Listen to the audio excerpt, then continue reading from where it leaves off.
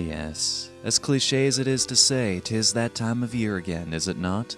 That time when we, either consciously or unconsciously, feel the need as a species to come just a little closer together.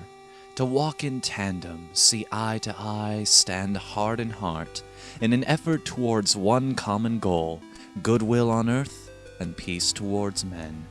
So in honor of this precious period in the 365 days we call the year, inspired by that feeling of one, of becoming a part of a greater whole, I've decided to talk about something that I believe unifies us. Something deep, something emotional, something that's both universal and personal at the same time. Something I believe we can all agree is an inseparable part of us as human beings. Let's talk about burning things!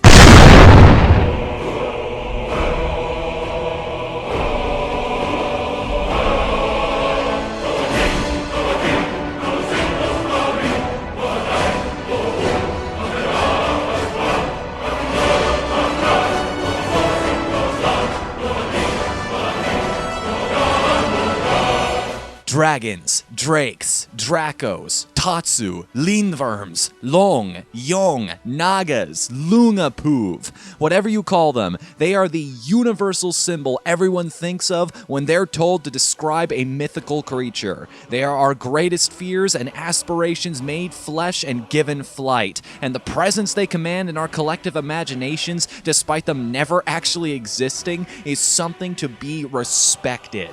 Now, I need to clarify something. This is not a list about the top 8 people that ride dragons or train dragons, nor is it a list about people who are descended from dragons or have dragon-like powers. No. Today we are counting down the video games where you command the unstoppable force that is a 100% born and bred, no kidding, no fluff, no holds barred, honest to goodness, fire-breathing, sheep-eating, razor-clawed, sharp-toothed, golden princess hoarding, 10-ton mass of scales, wings, and pure fantasy fury.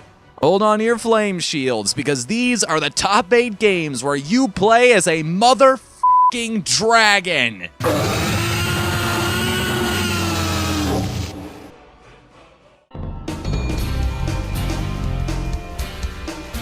It's number 1.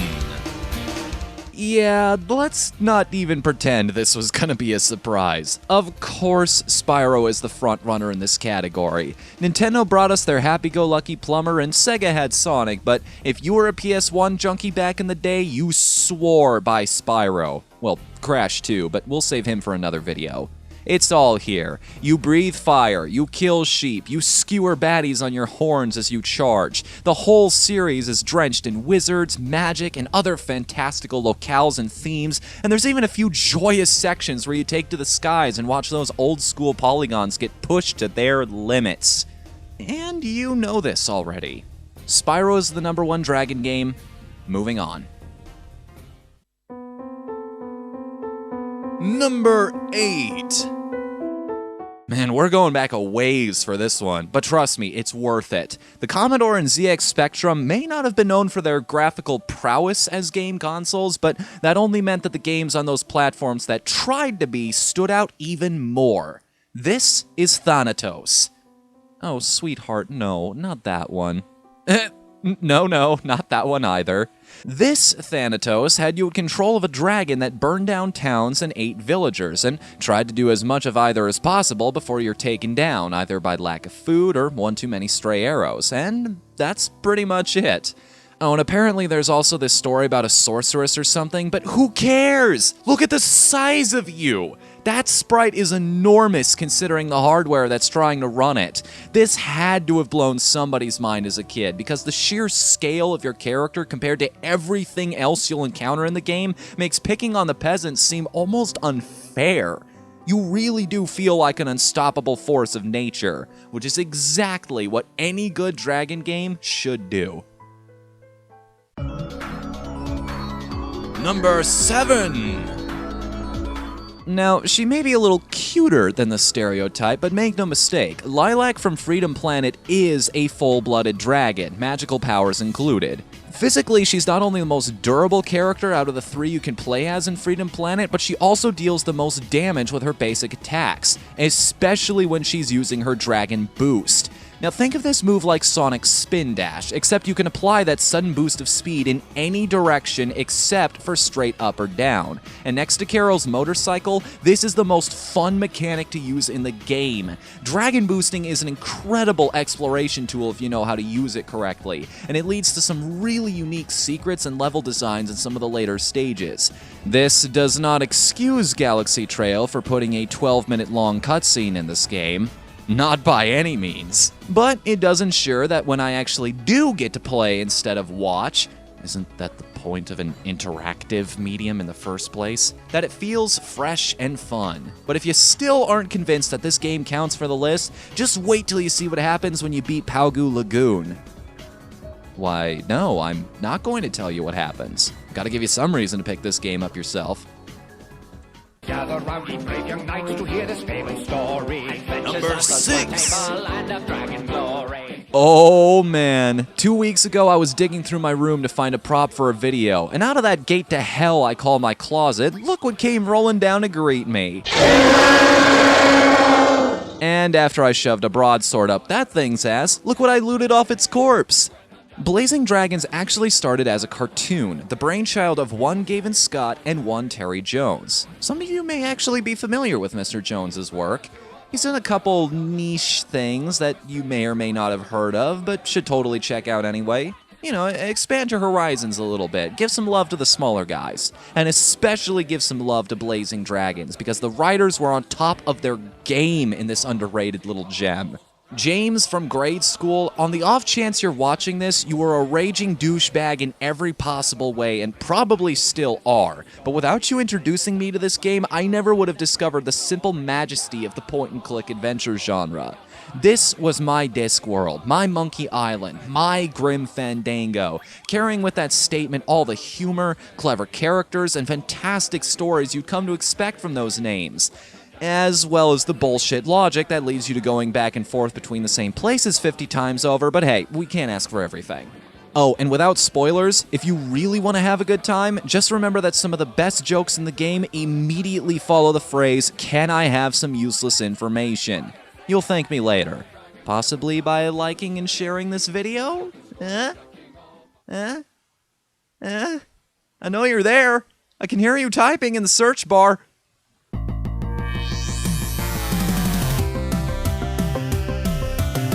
Number 5.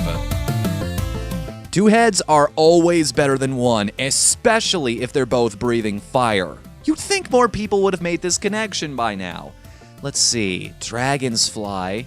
Spaceships fly. Wait a minute. Mr. Iwata, I have our next game idea. Putting the fire back in Firepower doesn't even begin to describe it. Dragon Spirit is quite simply a good old shmup. Bumpin' and energetic music, complemented by crisp and clean sound effects, charming and detailed arcade graphics, loads of power-ups, and a metric boatload of creative-looking enemies to shoot. Plus it has the Xevious mechanic of having to target foes both in the air and on the ground to help keep it interesting. So what's the catch? The stages in Dragon Spirit are enormous, and not in a good way. It's not even because they're hard, they just feel like they drag on for an eternity. I made it funny. Normally you're only considered good at a shoot 'em up if you can reach its later stages, but if you even make it to Area 3 in Dragon Spirit, let alone without losing any lives, you are a certified badass in my book.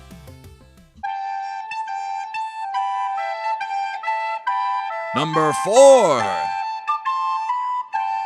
See, this is what I love about doing videos like this. I get to share the love with people who haven't gotten the attention they deserve yet. I'm willing to bet most of you had never even heard of Horde until now, but if you boil down the appeal behind a dragon game to the basest elements of what we could want from the concept, this is pretty much it. You burn down villages, steal gold from carriages, kidnap princesses, and do battle with the knights that come to save them. You level up based on how much wealth you've accumulated in your den.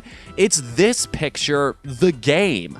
The best part is, you can even bring a buddy along for the ride, either through online or local multiplayer, whichever you prefer. And trust me, things go a lot smoother when you've got an actual human being watching your back. The computer will drop your multiplier so often.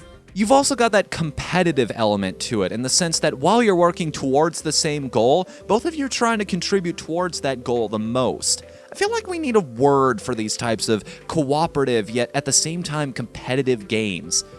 Co-opetitive? Trademarked! If that term takes off, I am calling it for my own right now. I'm sorry, I wish I could just give that one to the world, guys, but when people skip your ads, this is the type of thing you have to do. Don't hate me, internet. More than you already do.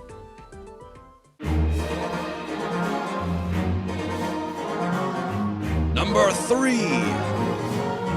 I want to clarify something here. Contrary to first glance, the Manecate from Fire Emblem are not people that turn into dragons. They are dragons that chose to take human form, with their true bodies locked away via special stones. The term Manecate actually refers to that interactable human form that you see most of the time, just so we're clear that I'm not cheating.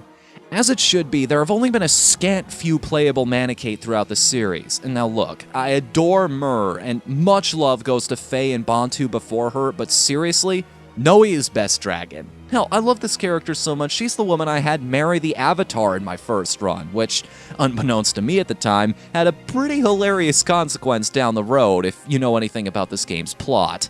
If you don't, though, and would rather I not spill beans all over you right now, kindly turn the annotations back on so you can hit the provided panic button below and skip to the next entry. For the rest of you, I am initiating punchline in 5, 4, 3, 2, 1. Thunderbirds are go.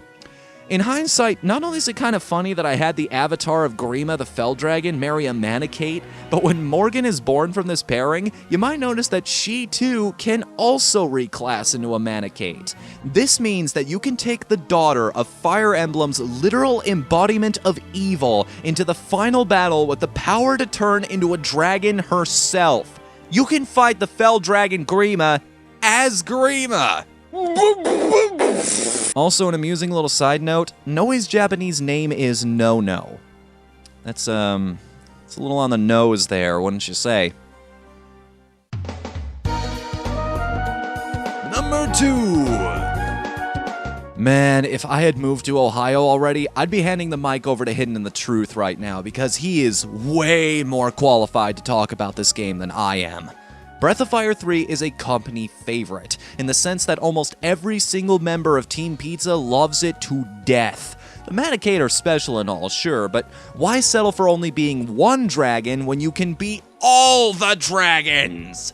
Ryu has a complicated history, to say the least. Long story short, he has the power to combine different genomes that give his dragon form various properties. Like, say you use the fire gene, now he can breathe fire.